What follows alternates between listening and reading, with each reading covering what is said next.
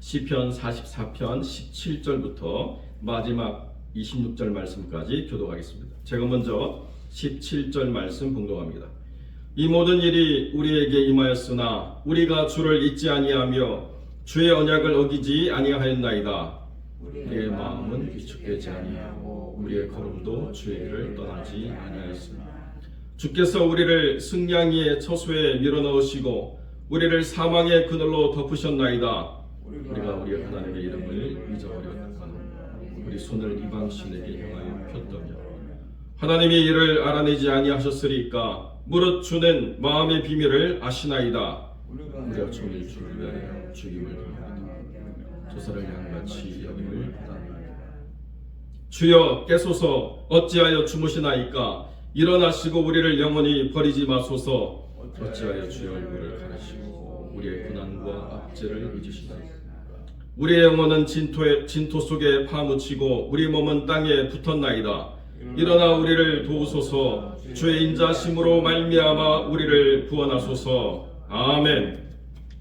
본문의 말씀을 가지고 기도는 혼자 서지 않는다 라는 제목으로 이 말씀을 함께 나누겠습니다.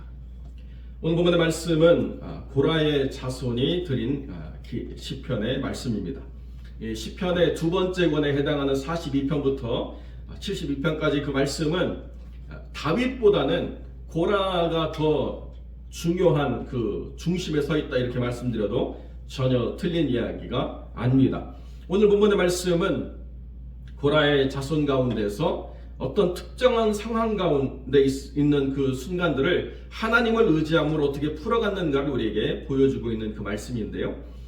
많은 주석가들이 이 본문의 말씀의 배경이 무엇이냐라고 이야기하면 아마도 그 산헤립의 2차 침공이 있었던 히스기야 왕 때일 것이다 이렇게 예측하고 있습니다. 그래서 이 히스기야가 고통받고 있던 이 시기에 히스기야만의 어떠한 문제가 아니라 국가적인 어떤 위협, 전체적인 절망 가운데서 성전을 지켰던 고라 자손들이 어떻게 행동했는가, 어떻게 기도했는가라고 하는 것을 보여주고 그것이 우리의 삶에 어떤 의미가 있는가를 우리가 함께 살펴보고자 합니다. 사람들이 히스기야가 기도해서 그 산헤립의 군대가 하룻밤 사이에 18만 명이 넘는 그 군인들이 죽임을 당하고 산헤립도 돌아가서 결국에는 왕권이 바뀌는 그러한 역사가 일어났다라고 우리가 이해합니다. 그러니까 한 사람의 기도가 얼마나 중요하냐 이렇게 강조할 수도 있는데요. 그렇게 열왕기의 역사, 역대기의 그 흐름들을 이해하면 그것으로 끝나는구나 우리가 이렇게 이해할 수 있는데 그 한 사람의 기도가 서기 위해서 그 주변에 기도하는 사람들의 기도가 얼마나 큰 힘이 되었는가를 시편 44편을 보면 우리가 알 수가 있다는 거죠. 1절부터 8절까지의 말씀을 쭉 보면 하나님이 어떻게 옛날에 크고 위대한 일을 행하셨고 어떻게 야곱의 백성들을 구원하시고 나라를 세우셨는가에 대한 기억이 고백되어 있습니다. 주님이 왕이고 주님이 구원을 베풀어 주셔서 이 나라가 섰지 않습니까 하나님? 그런데 지금 우리가 겪고 있는 이 모든 고통은 하나님이 무능해서가 아니고 저 산헤립의 군대가 믿는 그 신이 강해서가 아니라 하나님이 지금 우리를 이렇게 이끄시고 계시기 때문이더라고. 이 모든 상황에 대한 그 주관자가 하나님이심이 불변하고 있음에 대해서 먼저 고백을 하고 있다는 것입니다. 하나님께서 우리를 이렇게 이끄셨기 때문에 우리가 이 고통을 당하는 것이지 내가 믿는 하나님이 무능력해서 이렇게 당하고 있는 것이 아니라고 분명히 선언함으로써 이 문제의 답이 하나님 손안에 있다라고 굳건하게 믿고 이 시편의 기도를 올려드리는 것이죠. 그래서 어디서부터 시작하느냐? 하나님의 구원의 역사 그리고 하나님과 맺은 언약으로부터 모든 것을 다시 돌이켜서 정립해 나가는 것입니다. 내가 겪고 있는 이 상황에 대한 이유가 뭐냐? 이 고난의 이유가 뭐냐? 라고 하는 것을 나라고 하는 사람을 딱 떼어놓고 내 개인의 영역에서 살피고자 한다고 한다면 다 헤아릴 수 없지만 그러나 하나님이 써가시는 이 모든 전 역사, 하나님이 구원하셔서 나라를 이루시고 하나님의 나라가 도래할 때까지 우리를 이끌어 가시는 하나님의 모든 전 역사의 흐름 속에서 이것을 이해한다고 한다면 분명히 이것은 우리가 깨달아야 될 하나님의 가르치심이 있다라고 하는 것을 우리가 보게 된다는 거죠. 나라의 시작이 하나님이셨고 그 나라로부터 우리가 여기까지 오는 모든 과정 가운데 한 번도 하나님께서 방관하거나 하나님의 능력이 부족해서 우리가 어려움을 당했던 적이 없다. 그렇다고 한다면 지금 이 산헤립의 침공 가운데서 우리가 느끼고 있는 고통의 이유가 무엇이냐라고 하는 것을 돌아보게 된다는 것입니다. 이 고통이 어디서 왔느냐? 이 고통이 그 이스라엘 사람들이 전적으로 하나님을 신뢰하지 않고 이스라엘 사람들이 믿음 안에서 불분명한 삶의 자리에 머물렀기 때문에 하나님을 열심으로 믿는 사람들이 이 공동체 안에서 함께 고통을 받고 있는 상황이 되었다는 것을 우리가 보게 된다는 거죠. 나만 예수를 잘 믿으면 세상이 어떻게 되든지 삶이 어떻게 사람들이 무너져 가든지 나는 안전할 거야. 그렇게 되어지지 않는다는 거예요. 교회는 연결되어 있습니다. 그러니까 깨어있는 사람들의 기도가 중요하지만 그러나 깨어있지 않은 사람들의 영적 상태도 중요하기 때문에 하나님께서는 깨어있는 사람으로 하여금 더 간절히 기도하게 하심으로 깨어있지 못한 사람들이 깨어날 때까지 하나님의 은혜를 경험할 때까지 그렇게 밀어붙이시는 역사가 있다는 것입니다. 그렇기 때문에 우리가 새벽마다 나와서 드리는 이 기도 그리고 목요일과 주일 아침에 드려지는 이 중보 기도의 그 역할이라고 하는 것이 굉장히 중요하다는 거예요. 결코 자리를 벗어나지 않을 기도의 사람들이 하나님께서 이스라엘 사람들을 그렇게 밀어붙이셔가지고 깨닫게 하는 자리까지 내모는 순간 마지막 장벽이 되어져서 그들을 지키고 있다는 것입니다. 17절과 18절이 우리에게 그것을 가르쳐 주는데요. 이 모든 일이 우리에게 임하였지만은 우리는 주를 잊지 않고 주의 언약을 어기지 않습니다. 우리의 마음은 위축되지 않고 우리의 걸음도 주의 길을 떠나지 않습니다. 마지막 장벽이 되어주는 거예요. 누가요? 그 나라와 백성들을 위해서 기도하는 중보자들의 기도가 이렇게 이 나라를 지키는 마지막 장벽이 되어줬다는 것입니다. 그 악한 자들이 와서 우리의 자리를 떠나도록 밀어붙이면 우리가 밀려가지고 우리가 주의 길을 떠나게 된다든지 기도의 자리를 끊어버린다든지 우리가 하나님 언약을 지키지 못하는 상태로 내몰린다든지 그것은 우리가 누구인가를 돌아봐야 되는 순간이라는 것입니다. 지킬 수 없는 순간에 하나님을 정말 의지하고 하나님을 신뢰해야만 되는 그 순간에 하나님을 의지할 수 없는 상황이 내몰릴 때 그때 우리가 누구인가를 깨닫게 된다는 거죠. 어떤 목사님이 새롭게 하셔서 나와가지고 간증하는데요. 자기 아내가 뇌출혈로 쓰러져가지고 3년간 투병하다가 하늘나라 가고 자기는 아내를 병간호하기 위해서 더 이상 목회를 할 수 없어가지고 목회를 내려놓고 택배, 물류센터 이런 거 막 하는데요. 너무 힘들더라는 거예요. 제일 힘든 게 뭐냐? 엘리베이터 없는 4층, 5층에 계신 분들이 절임 배추를 주문하는데요. 100포기씩 주문한대요. 그러면 이 목사님이 그걸 가지고 열심히 들고 올라갔는데요. 정말 황당한 게 뭐냐? 이 할머니, 할아버지가 주소를 잘못 적으셔가지고 옆동인데 그 동으로 주소를 적어놔서 열심히 들고 올라가가지고 벨 눌러서 배추 다 왔습니다 그러면 우리 주문 안 했는데요. 너무 황당하다는 거예요. 그래서 다시 연결해가지고 죄송합니다. 거기가 아니고 바로 옆동인데요. 그러면 그걸 다시 다 들어내려서 또 4층, 5층 들어 올려가지고 그 절인 배추 들어 날리는 거 너무나도 힘들어가지고 자기가 고래고래 하나님한테 욕하고 소리쳤대요. 이럴 거면 처음부터 택배기사를 시키시지. 그랬으면 20년 동안 자기가 택배기사 하면서 노하우를 쌓아가지고 얼마나 자기가 잘하고 돈도 많이 벌었을 건가. 내 삶이 이게 뭡니까 하나님. 공부는 왜 시키시고 목사는 왜 만들어 놓고 이제 그걸 하지도 못하게 이런 상황에 내몰려가지고 아내는 죽고 아이들은 돌봄을 받지 못하고 막 이런 어떤 절망 가운데서 막 그렇게 막 소리쳤다는 거예요. 인생의 날들에 그런 순간이 있습니다. 나의 정체성을 내가 지키지 못하고 내몰릴 때가 있다는 거예요. 내가 그 자리를 지키고 싶지만 그 자리를 지킬 수 없는 삶의 순간이 와서 어쩔 수 없이 내가 원하지도 않는 자리에 내가 내몰려서 힘들고 어려운 순간들을 맞이하는 순간들이 있을 수도 있다는 것입니다. 그때 우리가 뭘 기억해야 되느냐? 바로 시편 44편에 이 고백을 기억해야 된다는 거예요. 이 모든 일이 우리에게 임하였지만 우리가 주를 잊지 않았습니다. 주의 언약을 어기지 않았습니다.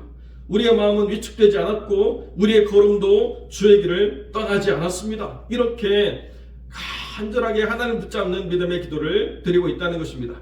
그들 스스로가 그러면 현실을 잘 인식 못하는 거냐? 아니요. 22절에 그 유명한 말씀이 있죠. 우리가 종일 주를 위하여 죽임을 당하게 되며 도살할 양같이 여김을 받았습니다. 계속 죽음의 위협이 이들의 삶을 덮치고 있다는 거예요.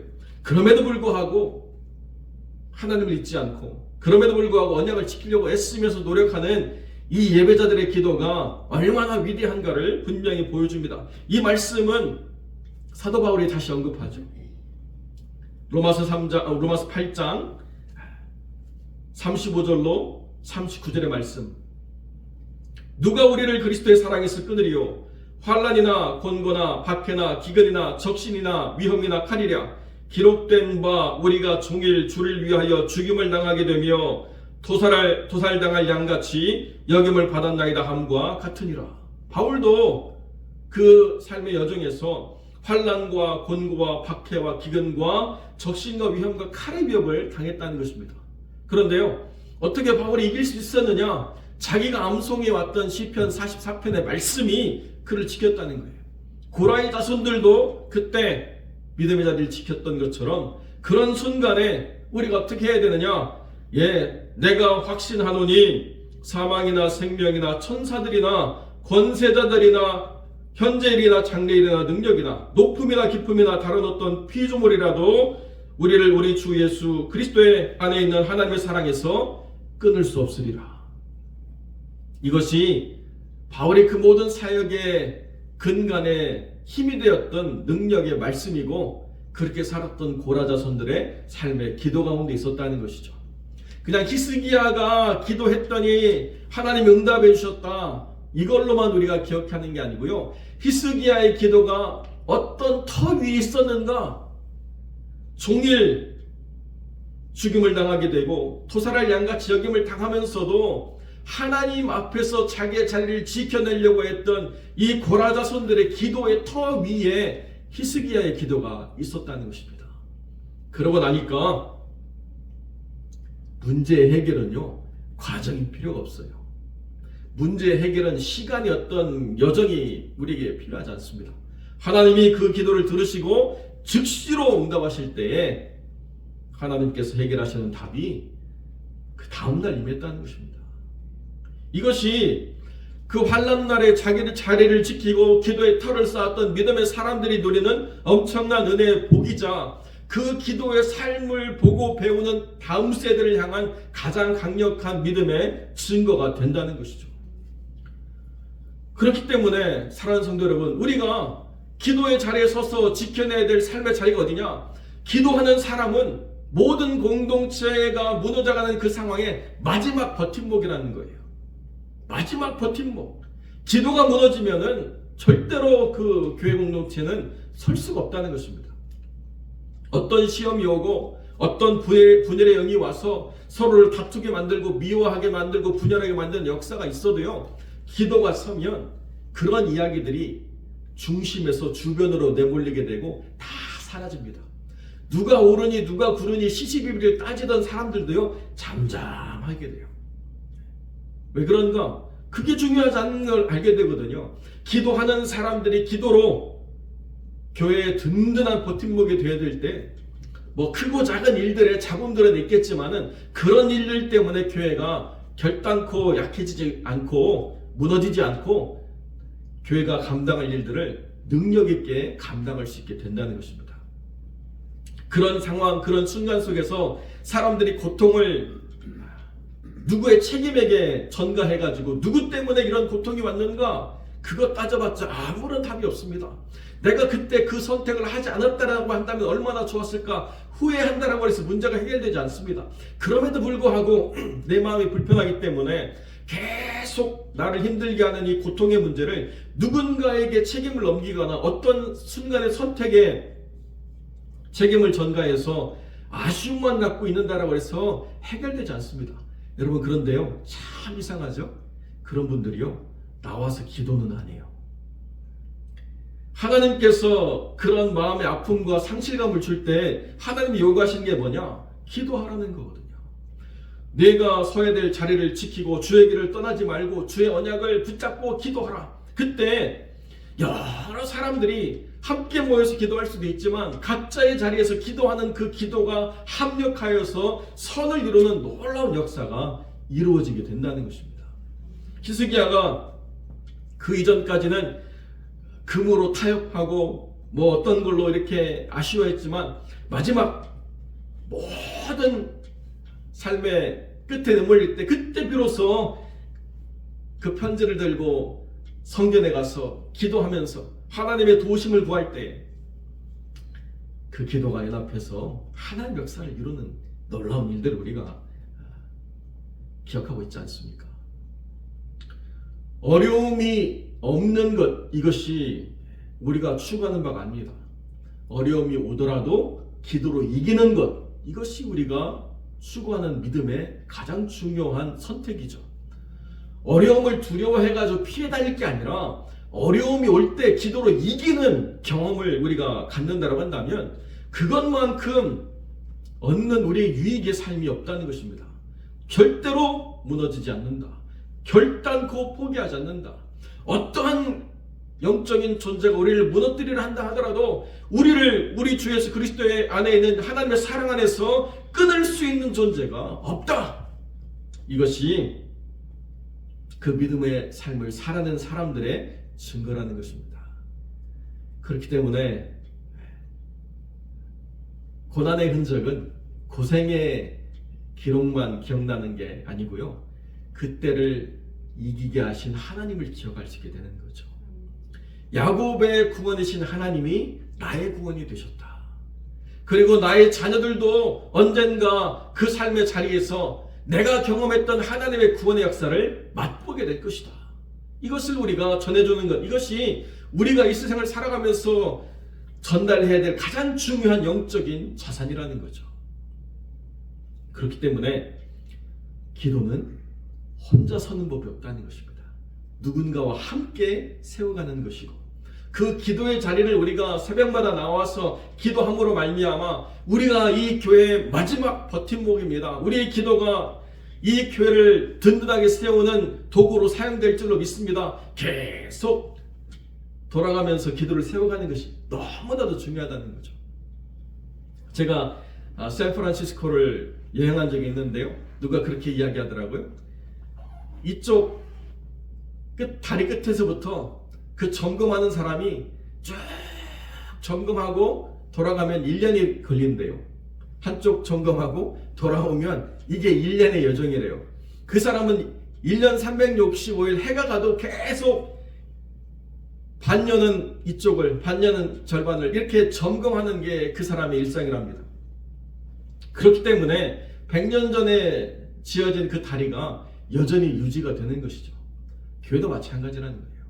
탁월한 사람이, 대단한 능력의 사람이, 어떤 사람이 무언가를 아무리 그 다리 위를 지나가는 멋진 명품 자동차처럼 뭐 보여준다고 하더라도 그것을 점검하는 사람들이, 그것을 버텨내는 사람들이 그 자리를 지킬 때 안전하고 평안할 수 있는 것처럼 드러나지 않지만 자기의 자리를 지켜서 하나님 언약을 붙잡고 이 기도로 나는 교회를 세우는 버팀목의 역할을 감당하겠다라고 하는 그 사람들의 기도가 설 때에 교회는 어느 순간에도 무너지지 않는 든든한 반석에 세워진 견고한 집이 될 수가 있다는 것이죠. 사랑하는 성도 여러분, 저와 여러분이 이러한 사명 가운데 지금 쓰임을 받고 있다는 것입니다. 하나님께서 여러분들을 그렇게 이끄셔서 그 사역을 감당하고 있다고 하는 것이 엄청난 은혜요, 특권이라는 사실을 우리가 분명하게 기억하고, 새벽마다 함께 기도하는 이 기도에 거룩한 힘이 언제 드러나느냐? 고난의 때를 넉넉히 이기게 하는 역사로 드러낼 것을 분명히 믿고 결코 하나님의 이름을 잊어버리거나 하나님이 원하시는 그 역사를 우리가 기억하지 못하고 헤매는 삶이 아니라 하나님을 잊지 않고 주의 언약을 지키고 주의 길을 떠나지 않는 믿음의 삶으로 든든히 세워져가는 복된 영혼들이 되시기를 주님의 이름으로 간절히 축원드립니다.